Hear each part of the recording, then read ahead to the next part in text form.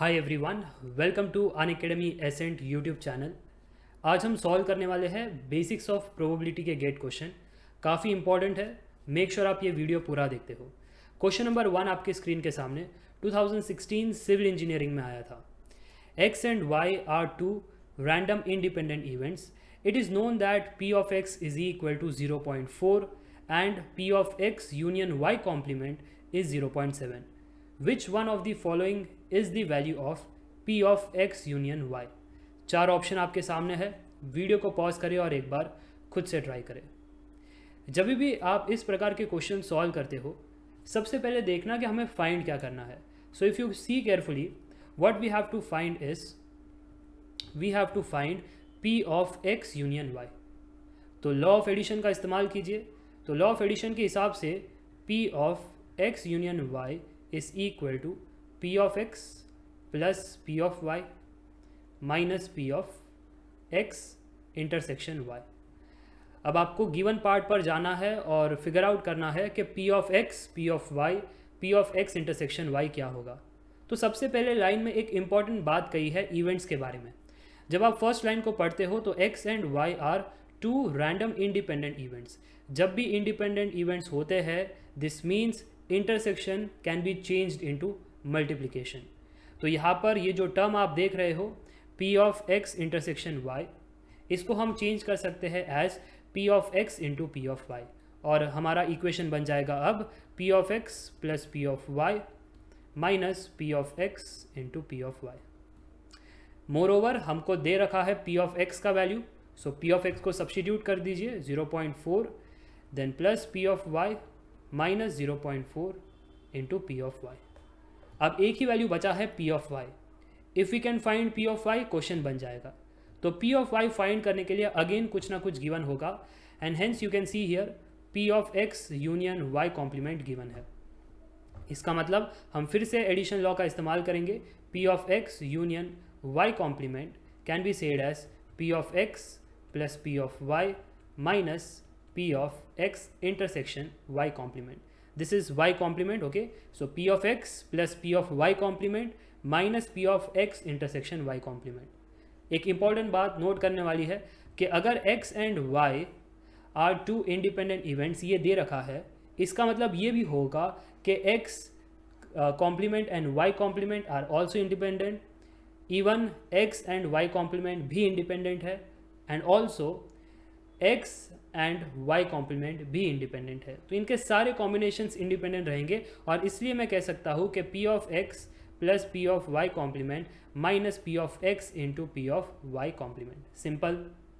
अगर X और Y complement present है, they can be treated as independent events and hence we can split. देखो P of X union Y complement given था, that was 0.7। P of X भी हमें पता है, P of X was given as 0.4। अब equation में values put करो, try to find the value of P of Y complement. आपको answer आएगा 0.5। अगर P of Y कॉम्प्लीमेंट 0.5 है, कैन आई से P of Y is basically 1 minus P of Y complement and hence P of Y is also 0.5। Simple. अब 0.5 को उठा करके यहाँ पर रख दो, हमें P of Y ही चाहिए था, and you will get your final answer. The final answer is 0.7 which is option A. So ये पूरे क्वेश्चन में फर्स्ट आपने यूज़ किया लॉ ऑफ एडिशन, जिससे आपको पता चला कि इसका एक्सपांशन क्या होगा P of X union Y का। सेकेंड आपने देखा कि P of X intersection Y given नहीं था, बट गिवन था कि दोनों इवेंट इंडिपेंडेंट है, इसलिए आपने इंटरसेक्शन को स्प्लिट कर दिया। अब फिर आपको P of Y फाइंड करना था, इसलिए यहाँ पर एक और टर्म इन्होंने इंट्रोड्यूस किया P of X union Y complement, उसको स्प्लिट करते हुए फिर आपने चीज़ें सॉल्व की। तो मुझे लगता है कि आपको गेट क्वेश्चन समझ में आ रहे हैं ऑफ बेसिक्स ऑफ प्रोबेबिलिटी। चलिए आगे लेकर चलता हूँ नेक्स्ट क्वेश्चन की तरफ। क्वेश्चन नंबर 2 आपके स्क्रीन के सामने 1997 कंप्यूटर्स में आया था। The probability that it will rain today is 0.5, the probability that it will rain tomorrow is 0.6, the probability that it will rain either today or tomorrow is 0.7, what is the probability that it will rain today and tomorrow. काफ़ी interesting question है, क्योंकि word problem है और student से word problem बनते नहीं। Video को pause करें और एक बार खुद से ट्राई करें। चलिए देखते हैं solution. Let me highlight the event. सबसे पहले दिया है probability of which event, it will rain today, है ना, तो रेन टुडे इसका प्रोबेबिलिटी दे रखा है 0.5. What is the second event? Let me change the highlighter. The probability that it will rain tomorrow, कल बरसात होगी, उसकी प्रोबेबिलिटी दे रखी थी एंड द प्रोबेबिलिटी इज 0.6. तो दो इवेंट हमारे सामने है. अब ये दो इवेंट के बीच में एक रिलेशनशिप है, उसका भी जिक्र किया गया है. Can you see that?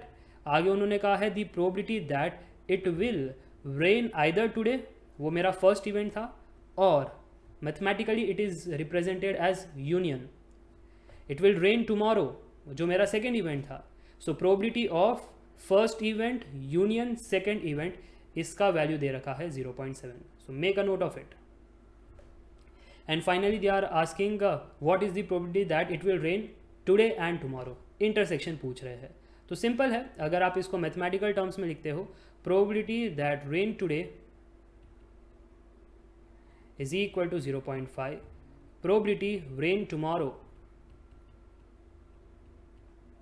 is 0.6, probability that rain today or rain tomorrow, ठीक है. So R dot T means rain today union rain tomorrow, it is given as 0.7.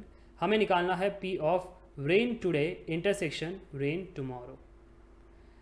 तो हम यूज़ करेंगे अगेन हमारा law of addition to get the answer, which is P of A union B is equal to P of A plus P of B minus P of A intersection B, जहाँ पर clearly हमें पता है that if I consider this as event A then the probability का value is 0.5, so probability of A is 0.5.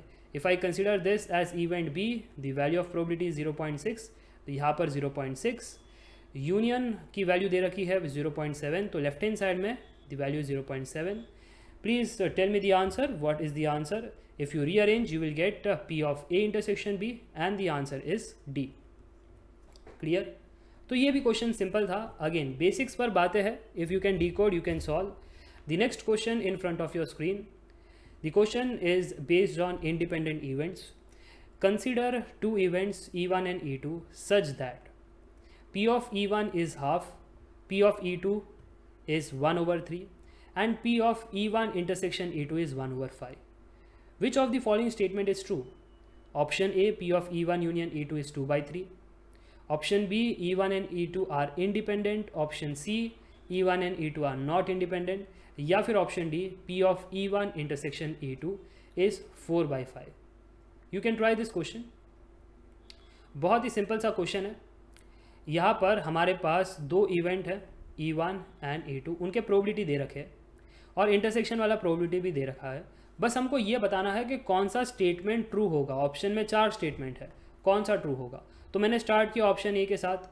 Let us see it is true और false. तो यहाँ पर मुझे पता चल गया कि लॉ ऑफ एडिशन का इस्तेमाल करना है. तो फॉर्मूला है P of E1 union E2 is equal to P of E1 plus P of E2 minus P of E1 intersection E2. अगर आप ध्यान से देखते हो तो हमारे पास सारी वैल्यूज़ गिवन है. जैसे P of E1 union E2 वो कह रहे हैं 2 by 3. P of E1 question में दिया है which is half. P of E2 भी क्वेश्चन में दिया है which is 1 over 3. And P of E1 intersection E2 यहाँ पर देखिए 1 over 5.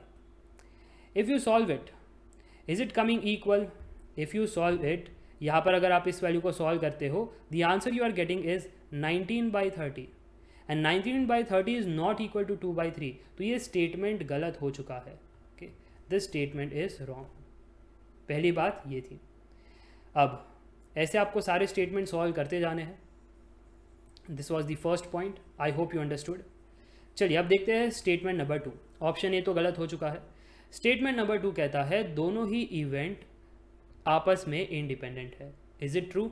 इंडिपेंडेंट होने के लिए P of E1 intersection E2 बराबर होना चाहिए P of E1 into P of E2 के. येस और नो? इफ़ येस तो P of E1 intersection E2 दे रखा है 1 over 5. P of E1 question में दिया है 1 over 2 and probability of E2 is given as 1 over 3.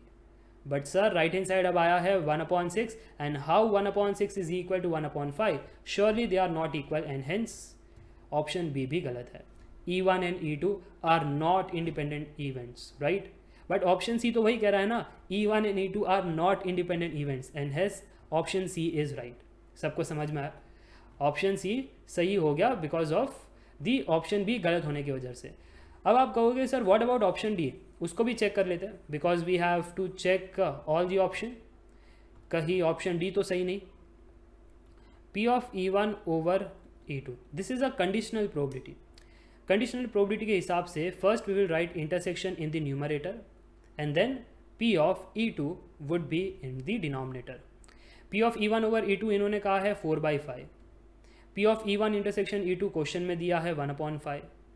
P of E2 is 1/3. सो क्या LHS और RHS सेम है? नो.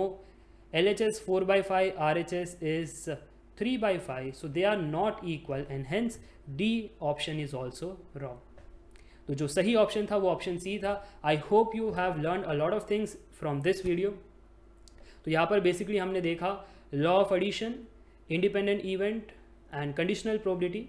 सो आने वाले वीडियोज़ में हम और भी क्वेश्चंस करेंगे. सो अगर आपको वीडियो पसंद आ रही है, वीडियो को लाइक कीजिए, शेयर कीजिए आपके व्हाट्सएप ग्रुप्स के साथ ताकि हम और ऐसे क्वेश्चंस लेकर आ सके. मैक्सिमम गेट क्वेश्चन आपके सामने सॉल्व करेंगे, हर एक चीज़ के पीछे रीज़न जानेंगे. This video, this channel is meant for that only. आपकी मदद होनी चाहिए फ्री ऑफ कॉस्ट. तो मेक श्योर आप शेयर कीजिए. जितना ज़्यादा आप शेयर करोगे हम भी उतना ज़्यादा कंटेंट लेकर आ पाएंगे. Okay, so it's on you.